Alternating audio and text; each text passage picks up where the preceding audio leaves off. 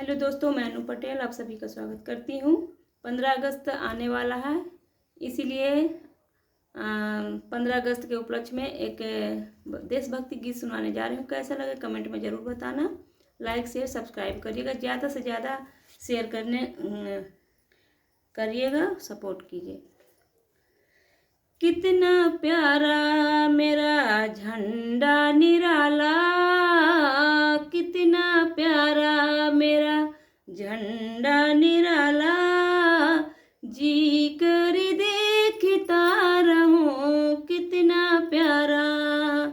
उड़ता बादल बहता पानी, आई रुत मस्तानी, सबसे प्यारा मेरा झंडा भारत की निशानी। कितना प्यारा मेरा झंडा निराला, और कितना प्यारा मेरा झंडा निराला, जी कर देखता रहूं।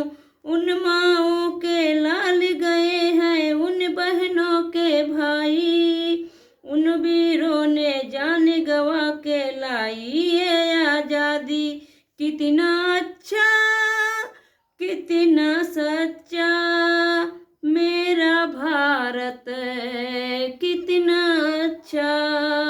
उड़ता बादल बहता पानी, आई रुत मस्तानी, सबसे प्यारा मेरा झंडा भारत की निशानी। कितना प्यारा मेरा झंडा